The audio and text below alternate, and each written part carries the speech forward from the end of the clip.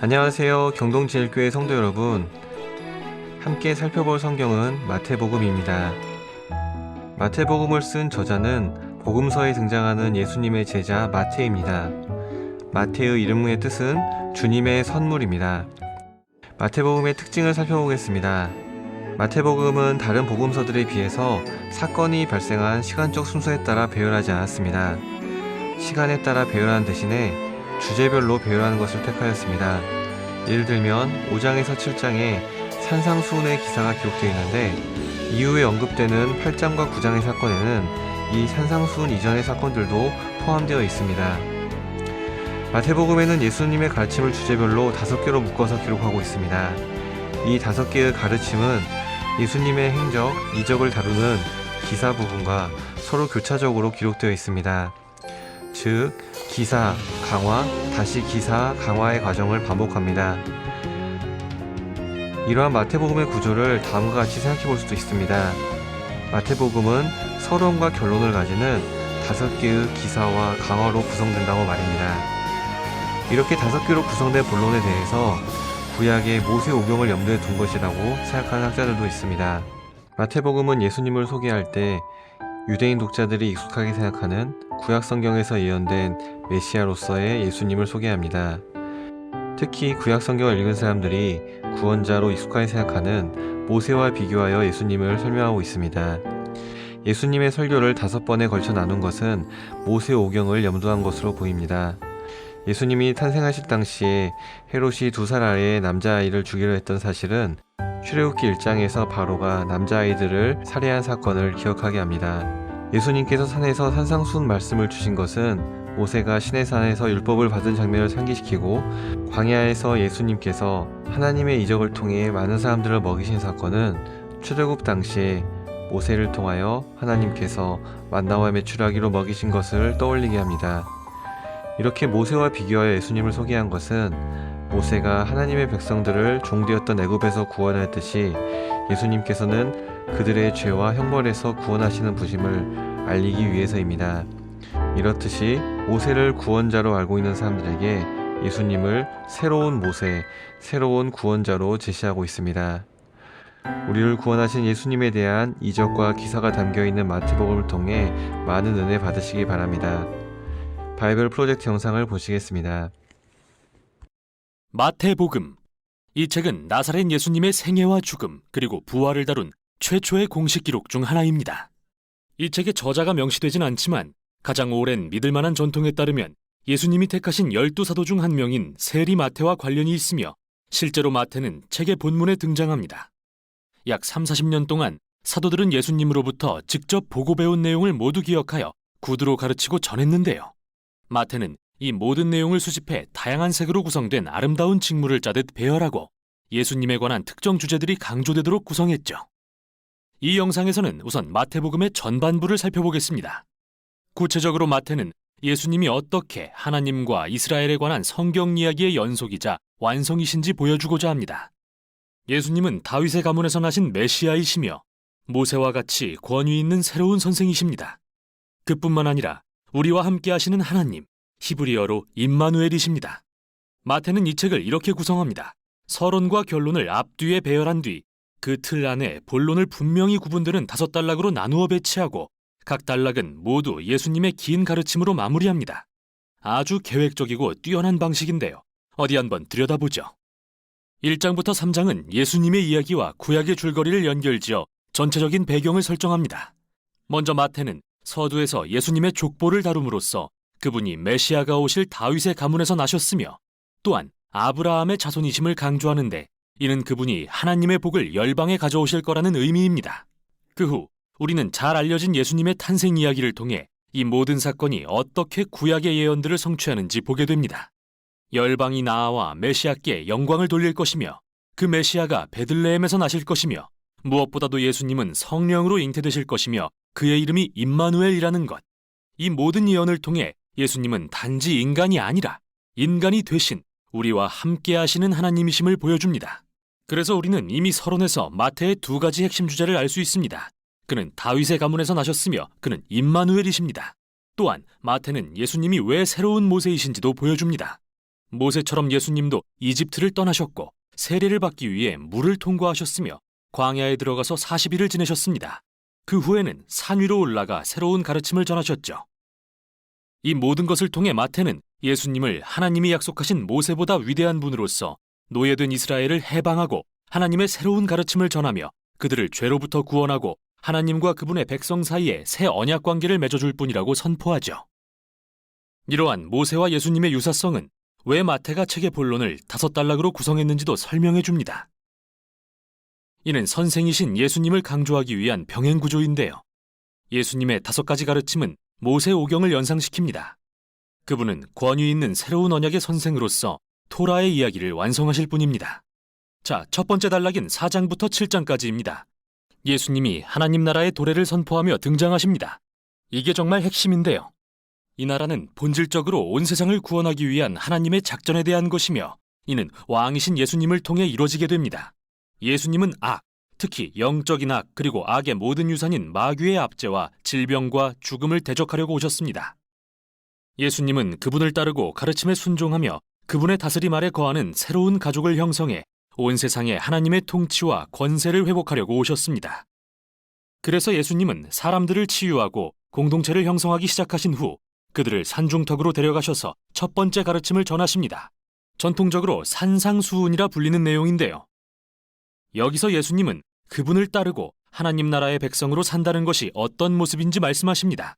그곳은 특권층이 없는 이른바 거꾸로 된 나라로서 가난한 자, 별 볼 일 없는 자, 혹은 부자나 종교인 등 누구라도 돌이켜 회개하고 예수님을 따라 그분의 가족이 되도록 초대받는 곳이죠. 예수님은 자신이 토라와 구약의 계명을 폐지하러 오신 게 아니라 오히려 자신의 삶과 가르침을 통해 모든 것을 완성하러 오셨다고 하십니다. 그분의 백성의 마음을 변화시켜 그들이 하나님과 이웃 그리고 원수까지도 진정으로 사랑할 수 있도록 하시려고 말이죠. 하나님 나라에 대한 위대한 가르침을 마치신 후 다음 단락에서 예수님은 그 나라를 사람들의 일상 속에서 실현하십니다. 마태는 여기에 상하고 깨어진 삶에 하나님 나라의 능력을 베푸시는 예수님에 관한 9가지 이야기를 배치합니다. 3개씩 세 묶음으로 나뉘는 이 이야기들은 모두 아프거나 장애가 있거나 위험에 처한 사람들을 예수님이 은혜와 능력으로 치유하고 구원하시는 내용이죠. 그리고 이 세 묶음 사이에는 예수님이 자신을 따르라고 사람들을 부르시는 2 이야기가 나란히 등장합니다.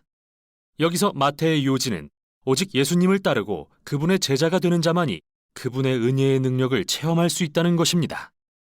마태가 예수님을 통한 하나님 나라의 능력을 보여준 뒤 예수님은 12제자를 보내 그분의 사역을 확장하십니다. 제자들은 예수님이 해오신 일들을 하게 될 텐데요.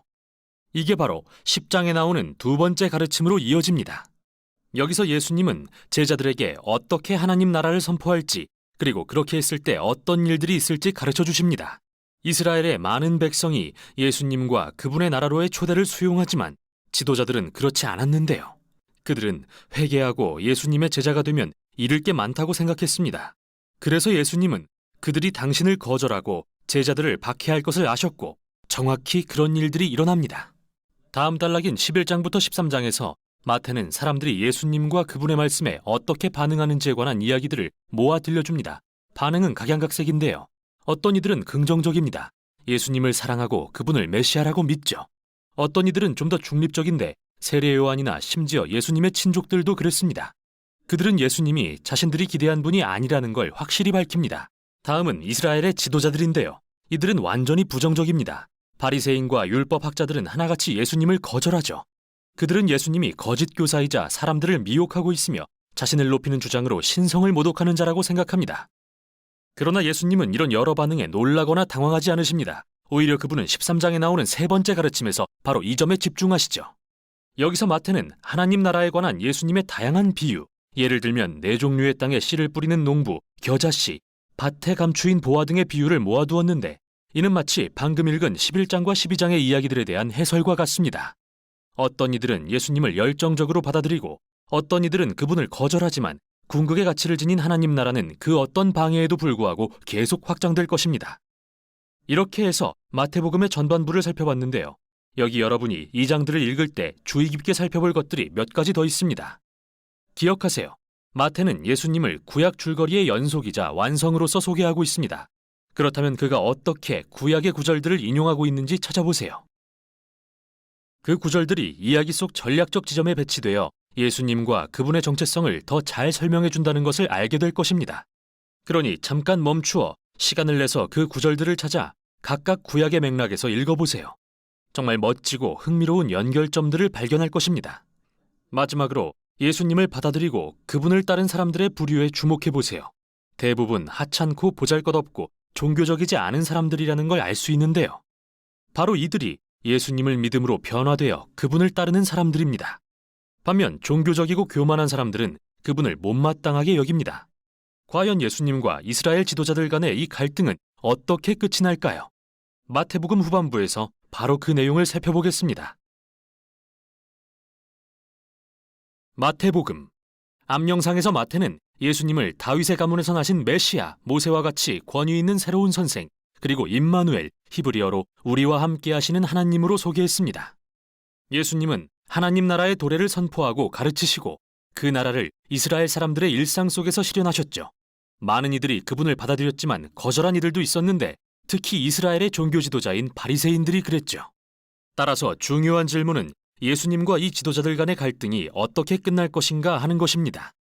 다음 단락인 14장부터 20장에서는 사람들이 메시아에 대해 어떤 다양한 기대를 했는지 살핍니다. 예수님은 꾸준히 아픈 사람들을 치유하시고 심지어 2차례나 광야에서 수많은 군중을 먹이는 기적도 일으키십니다. 한 벌은 유대인, 다른 한 벌은 이방인 군중입니다. 이 표적은 모세가 광야에서 이스라엘에 행한 것과 매우 비슷했죠. 그래서 모든 사람이 예수님께 열광합니다. 그들은 그분이 위대한 선지자이자 메시아라고 생각합니다. 하지만 종교 지도자들은 다릅니다.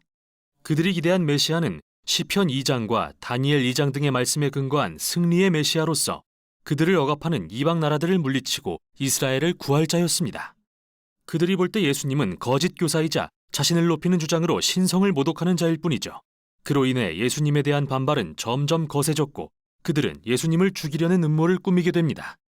그러자 예수님은 이들로부터 물러나셔서 가장 가까운 제자들에게 이스라엘의 메시아가 된다는 게 그분께 어떤 의미인지 설명하십니다. 누구도 그런 메시아를 기대하지 않았기 때문이죠. 16장에서 예수님은 그들에게 물으십니다. 너희는 나를 누구라 하느냐? 베드로가 옳은 대답을 하는 것처럼 보입니다. 주님은 메시아이시며 살아계신 하나님의 아들이십니다. 그러나 베드로가 생각한 것은 군사적 승리를 통해 다스릴 왕이었다는 게 곧 밝혀집니다. 예수님은 베드로에게 이렇게 도전하십니다. 그래, 나는 왕이 될 것이다. 그러나 그 방법은 다를 것이다. 그리고 이사야가 예언한 주제에 관해 가르치기 시작하십니다. 그는 메시아 왕이 자기 백성의 죄로 인해 고난받고 죽을 거라고 했는데 예수님은 자신이 바로 그 메시아 왕으로서 종이 되어 다스리는 왕, 이스라엘과 열방을 위해 기꺼이 생명을 버리는 왕임을 가리키신 것입니다. 그러나 베드로와 제자들은 이를 깨닫지 못하죠.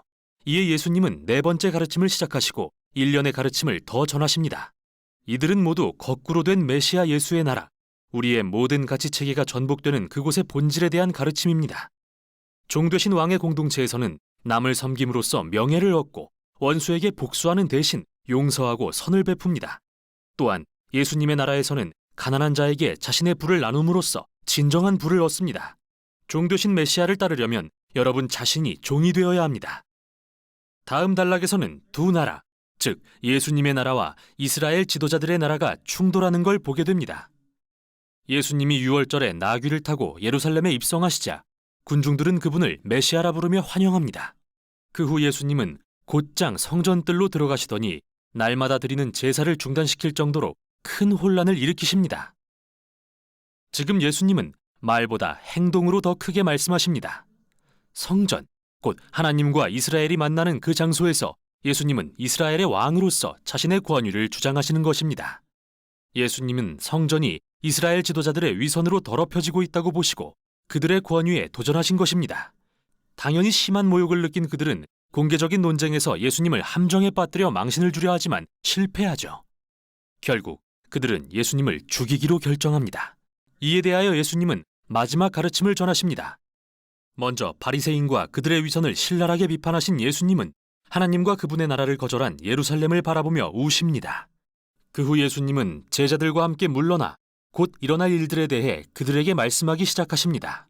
예수님은 이 지도자들에 의해 처형당하실 것이며 이로써 그들은 자멸을 초래할 것입니다.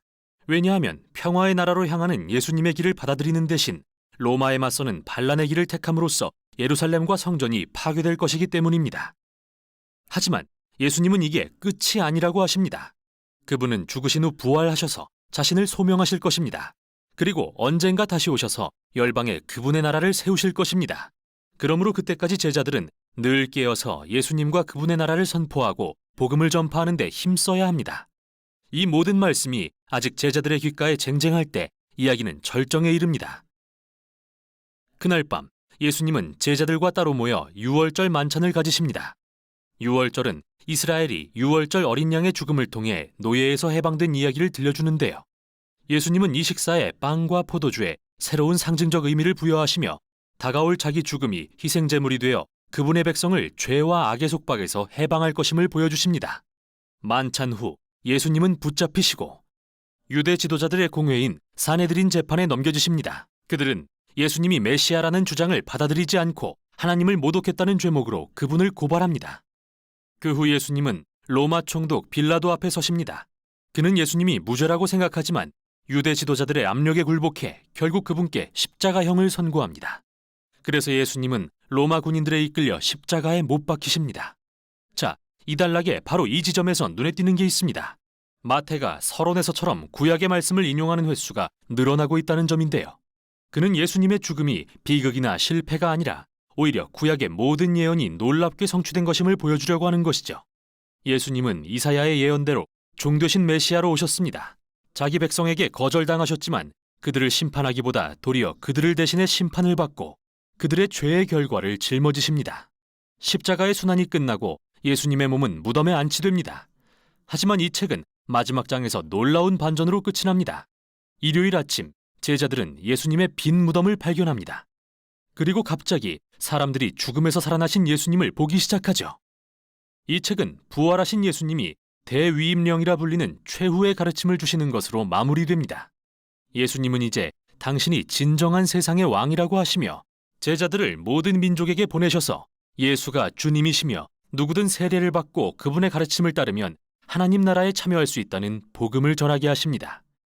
그리고 맨 첫 장에 나온 그분의 이름 임마누엘을 다시 선포하듯 이 책에서 예수님이 제자들에게 하시는 마지막 말씀은 내가 너희와 함께 있으리라 인데요.